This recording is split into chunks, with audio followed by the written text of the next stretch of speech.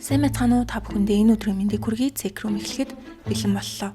Өнөөдрийн арга хэрэг нэлээд маргаан дагуулсан эргүүдийн нэг бөгөөд аргагүй хамгаалтын талаар гарна. Үнэхээр аргагүй хамгаалт мөн үү эсвэл биш үү гэдэг дээр та бүхэн өөр өөрийн санал бодлоо сэтгэгдэл хэсэгт үлдээгээрэй. Гэр орон гэдэг хамгийн аюулгүй орон зай ах ёстой. Гэтэл хэн нэгэн таны гэрт 1 2 ч биш бүхэл бүтэн 12 удаа нууцаар нэвтэрч оронгоор нь эргүүлж эд зүйлсийг ч улгаалвал яах вэ? Мэдээж эзэн өмч өрөнгөө хамгаалах хэрэг байгаа. Гэхдээ тэр шугам нь хаана хүртэл вэ гэдэг өнөөдрийн гол асуулт. Байрон Смит 1948 оны 6 сард Миннесота мужийн Литл Фолсот төржээ. Тэрээр багаасаа Boy Scout-ийн үйл ажиллагаанд идэвхтэй оролцож, шилдэг 4 хувьд багтдаг Eagle Scout зэрэгт хүрсэн сахилга баттай нэгэн байв. Түүний аав дэлхийн 2 дугаар дайны ахмад дайчин байсан бөгөөд Германд олцлогдож байхдаа гаргасан гавьяаныхан төлөө Францын засгийн газраас Rolex цаг бэлгэлж исэн. Энэ цаг бол Байерны хувьд аавынх нь амиар солигдож ирсэн хамгийн нандин гэр бүлийн өв. Байерн дараа нь агаарын цэргийн хүчин цахилгааны инженерээр хэлсэж Вьетнамын дайны үеэр бөмбөгдөгч онгоцны систем хариуцсан маш аюултай бөгөөд чухал албанд зүтгэдэг. Тэрээр цэргийн албанаас халагдсаныхаа дараа Америкийн нэгдсэн улсын төрийн департаментэд аюулгүй байдлын инженерээр ажиллаж дэлхийн өнцөг булан бүрцууга элчин сайдын яамдын хамгаалтын системийг боловсруулдаг байв. Ажилдаа хэтэрхий анхаарч явсаар гэрлэж амжилгүй дунд иргэм насанд хүрчээ. 2009 онд тэтгэвртэй гараад төрсөн нутагтаа иргэн ирж Миссисипи голын ирэг дээрх том байшиндаа төхөнсөн тэрээр хөршүүдтэйгээ найрсаг, хүүхдүүдэд тусархаг нэр хүндтэй нэгэн байлаа. 2011 оноос эхлэн Байерн тусламж хэрэгтэй байгаа залууст хашааныхаа өвс хадах, мод засах зэрэг ажил өгч өндөр цалин өгдөг. Тэдний дунд Николс Брэди гэх 16 настай өвөө байсан бөгөөд асуудалтай гэр бүлээс гаралтай хэрэг төвөгт орооцолцсон хүү ижээ. Байерн хүүхдүүдэд туслахыг хичээсэн ч гэрийнх нь эд зүйлс алга болж Николс болон түүний найзууд Байерны цуглуулдаг эртний эдлүүдийг хулгайлан ламбард нь тавьдаг болж сүүлдээ 2012 оны 100 байдал уламд ордов. Байерны түрээслэхээр засварлаж байсан байшин хэн нэгэн сүйтгэж хан тургыг нь лагаар будаж цонх хаалгыг нь эвдэлсэн байв.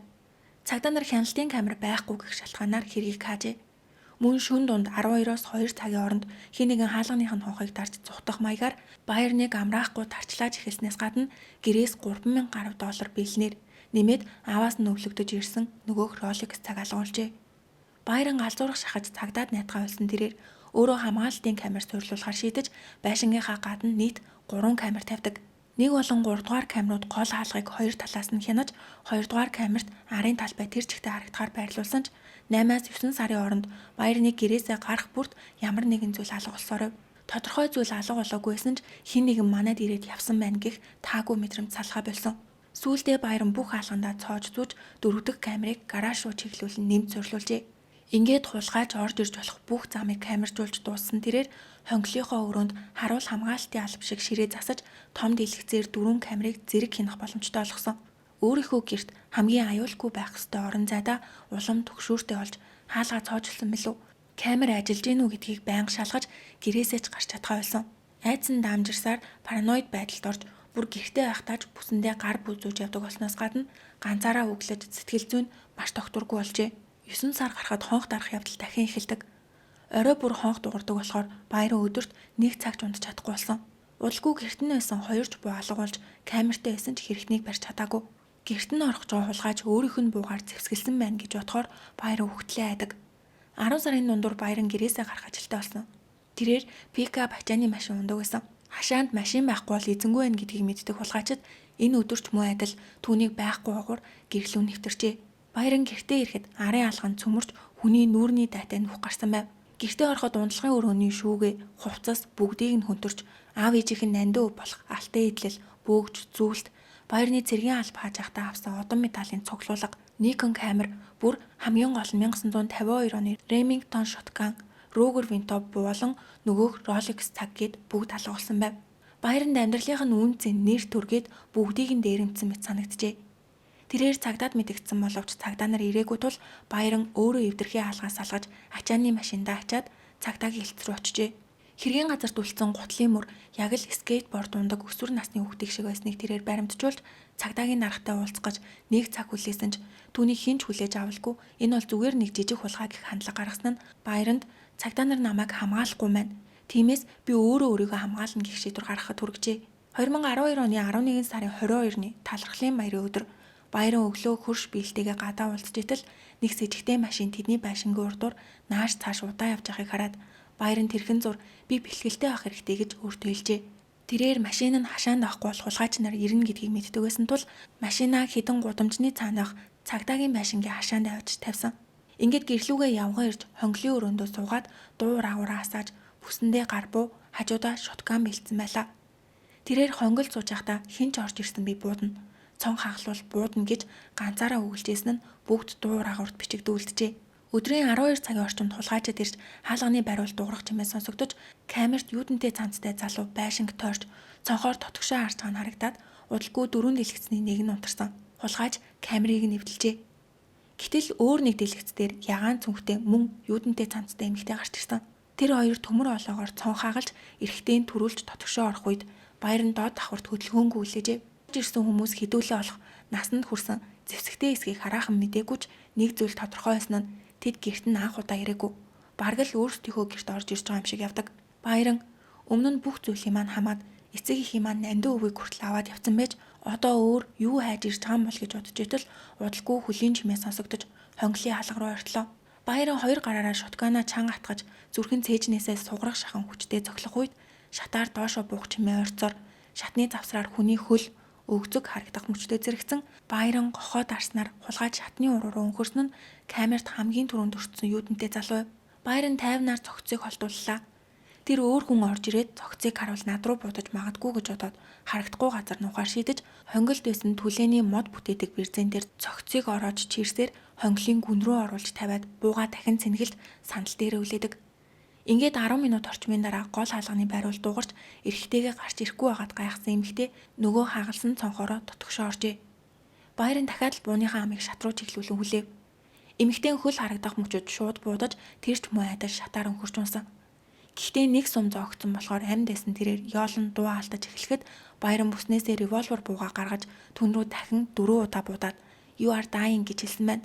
Баяран хоёр цогцыг зэрэгцүүлэн тавьсан ч эмэгтэйгийн ухаан бүрэн балартаагүй амьсгалах гэж тарчилсаар байсан тул ингэж зовж өгөх нь дэмий гэж бодоод эрүүн доорн бууныхаа амыг тулгажгаад сүүлчийн сумыг зоожээ.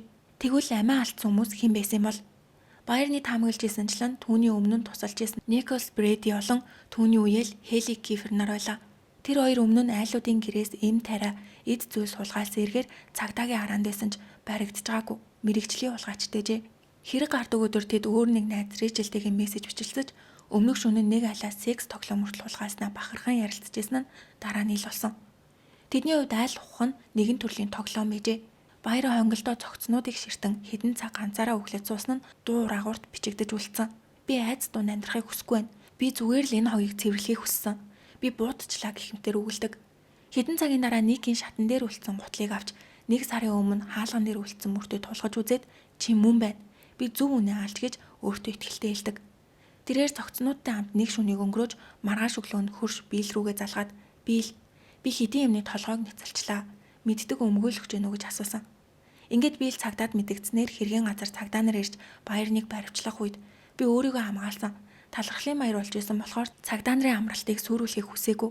Тэгээд шууд мэдэгдээгүй маа гэж мэдүүлээд сүүлийн 1 жилд 12 удаа гэрт нь хулгай орж 60,000 орчим долларын хохирол амссан гэдгийг хэлдэг. Миннесота мужид Кастл доктрин буюу гэр бол цайз гэсэн хууль байдаг. Энэ нь гэрт нь алдсан этгээд амь насанд нь аюул учруулахаар бол хүч хэрглэхийг зөвшөөрдөг хууль юм байна. Анхандаа хүмүүс Баярныг өмгөөлж исэн ч дуу рагуурт бичигдсэн бичлэгүүд болон Баярны үйлдэлүүд ил болсноор хэргийг огтөөр тийш нэргүүлдэг. Баяр өөрийгөө Кастл доктрин хуулийн дагуу хамгаалагдсан гэж бодож байв. Гэвч хэргийг шууд мэдээллийг гүн сэжиг төрүүлсэн бөгөөд мөрдөн байцаагчид түүний дуу рагуурыг олсноор байдал бүрэн мөс өөрчлөгдсөн. Дуу бичлэг дээр Баяран амьсгал урааж байгаа залуусыг доромжилчгоонд бичигджээ. Мөн тэр өдөр ачааны машинаа өөр айлын хашаанд тавьсан нь гэрээ эзэнгүй байгаа мэт харагдуулж хулгайчдыг өөртөө өгөөш болгосон гэж мөрдөн байцаагчид үтсэн байна. Баярын эхэндээ үүнийг үгүйсгсэн ч байцаалтын явцад тийм байж магадгүй. Би машинаа ол тавьсан болохоор тэднийг эзэнгүй байна гэж бодоход хүргэсэн байх гэж мэдүүлжээ.